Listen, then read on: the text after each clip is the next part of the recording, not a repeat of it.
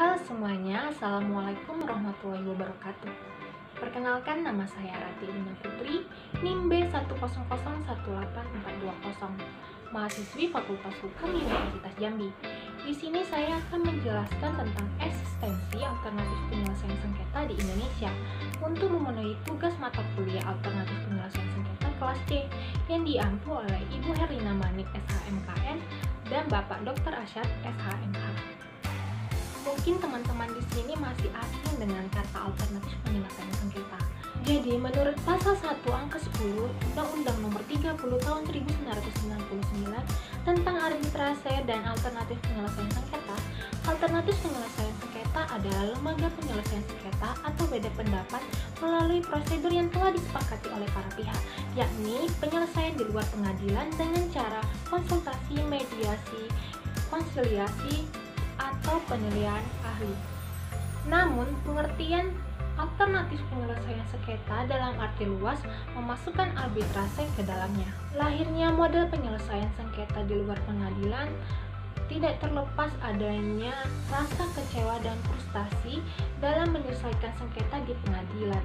Sebagaimana yang diutarakan oleh Thomas J. Heron, masyarakat tidak puas menyelesaikan sengketa melalui pengadilan oleh karena sistem yang melekat pada pengadilan cenderung merugikan dalam bentuk buang-buang waktu, biaya mahal, mempermasalahkan masa lalu, dan bukannya menyelesaikan masa depan, membuat orang bermusuhan dan melumpuhkan oleh para pihak. Dan seperti kita ketahui secara historis, proses pengembangan penyelesaian sengketa di Indonesia sesuai mekanisme penyelesaian sengketa secara tradisional dan penyelesaian secara adat.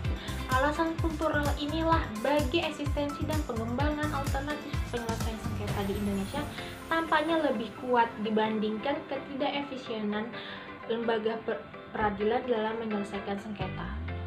Berikut ini adalah kelebihan dari penyelesaian sengketa di luar pengadilan. Yang pertama adalah merupakan metode penyelesaian sengketa yang fleksibel dan responsif bagi para pihak yang bersengketa. Yang kedua adalah memperluas akses masyarakat terhadap penegakan hukum dan keadilan. Dan yang ketiga adalah keluasan dalam menentukan pilihan-pilihan alternatif yang dikehendaki para pihak, baik metode penyelesaian, waktu dan tempat penyelesaian, maupun pemenuhan hak dan kewajiban masing-masing pihak. Dan yang keempat, lebih cepat dan tidak prosedural. Yang kelima, biaya sesuai dengan kesepakatan bersama. Dan yang keenam, tidak menimbulkan permusuhan antara pihak yang bersengketa. Dan yang ketujuh, kerahasiaan para pihak terjaga. Dan yang kedelapan, proses yang rumit dapat dihindari. Dan yang kesembilan, para pihak bebas menentukan pilihan pihak ketiga netral sesuai dengan kriteria yang diinginkan. Berikut ini saya akan menjelaskan bentuk-bentuk dari alternatif penyelesaian sengketa. Yang pertama adalah negosiasi.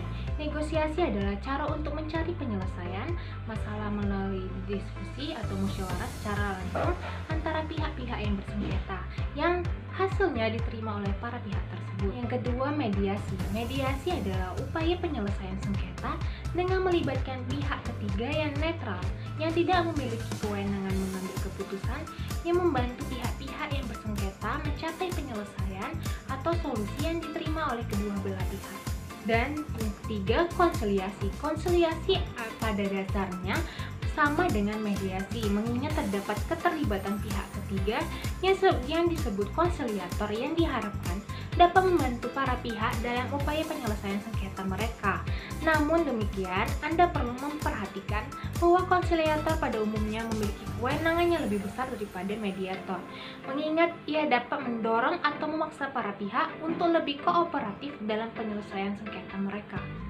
Yang keempat, arbitrase merupakan penyelesaian sengketa dengan cara menyerahkan penyelesaiannya kepada pihak ketiga yang mempunyai kewenangan untuk memutuskan.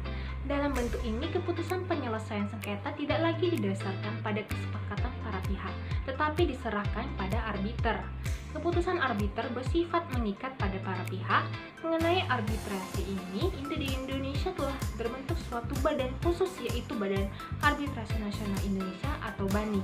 BANI adalah badan otonom yang didirikan pada tanggal 3 Desember 1977, maka di masa-masa mendatang proses penyelesaian sengketa di luar pengadilan dapat menjadi alternatif pilihan yang lebih menarik dan lebih baik, serta lebih memberikan kesan pada proses penyelesaian sengketa yang lebih sederhana.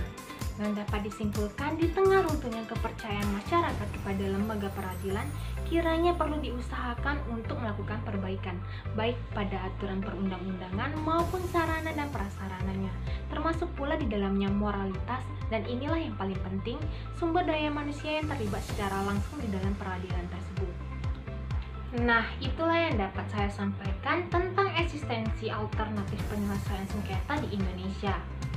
Wassalamualaikum warahmatullahi wabarakatuh.